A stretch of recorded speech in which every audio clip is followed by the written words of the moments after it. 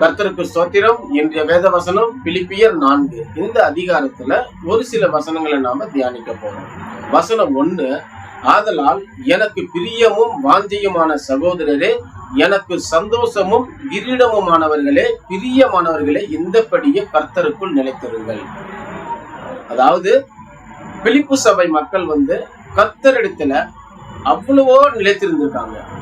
ஏன்னா கர்த்தருக்குள் நிலைத்திருக்கிற சந்தோஷம் தான் நிலையான சந்தோஷம். அதனாலதான் அப்போஸ்தலனாகிய பவுல் அந்த பிலிப்பு சபை மக்கள் மீது அவ்வளவு அன்பை வெளிக்காட்டியிருக்காரு. பாருங்க, அவரு சந்தோஷமும் கிரீடமுமானவர்களே, பிரியமானவர்களேன்னு சொல்லிட்டு அவருடைய அன்பை வெளிப்படுத்திருக்காரு.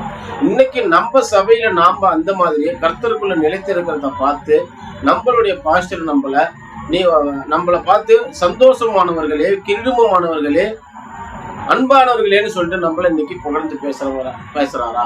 அந்த அளவுக்கு நம்ம இருக்கிறோமா அப்படிங்கிறத நாம நினைக்கணும். அடுத்தது வசனம் 2ல சொல்லப்பட்டிருக்கு பாருங்க, கர்த்தருக்குள் ஒரே சிந்தையா இருக்க யயோதியாளுக்கும் சிந்திகையாளுக்கும் புத்தி சொல்கிறேன். அதாவது ஒரே சிந்தையா, நம்மளுடைய சபையில மக்கள் எல்லாம் ஒரே சிந்தையா இருக்கணும். ஒருத்தவங்களுக்கு மேல ஒருத்தவங்களுக்கு வெறுப்பு கட்டுறவங்களா இருக்கக்கூடாது. அங்க இந்த யயோதியாலும் சிந்திகையாலும் ஏதோ ஒரு முரண்பாடா இருந்திருப்பாங்க போல. அதனாலதான் அவங்களுக்கு புத்தி சொல்லுகிறாரு. நாம இன்னைக்கு ஒரே சிந்தையா இருக்கிறோமா? நாம ஒரு இடத்துல ஒருவர் அன்பு செலுத்துகிறோமா? இன்னைக்கு நாம சபையில யாராவது பார்த்தா வர்றவங்களை எல்லாத்துக்கும் நம்ம சோத்திரம் சொல்லிக்கிட்டு இருப்போம். யாராவது ஒருத்தவங்களை பார்த்தா நம்ம சோத்திரம் சொல்ல மனதில்லாத போது அந்த மாதிரி நம்ம நடந்து கொள்ளாமல் இருக்கிறோமா? அவங்கள பார்த்தும் நாம ஒரே சிந்தை அப்படின்னா தாழ்மையா அவங்ககிட்ட நம்ம சோத்திரம் செலுத்துறோமா? நம்மளுடைய அன்பை வெளிக்காட்டுறோமா? அப்படிங்கிறதுல நாம உறுதியா இருக்கணும். அடுத்தது 3வது வசனத்துல பாருங்க, கிலேமெந்தோடு மற்றவுடன் வேலையாட்கள் எல்லாம் பவுலோடு ஊழியத்தில் பிரயாசப்பட்டதனால் அவர்களுடைய நாமங்கள் ஜீவ புஸ்தகத்தில் எழுதப்பட்டிருக்கிறது.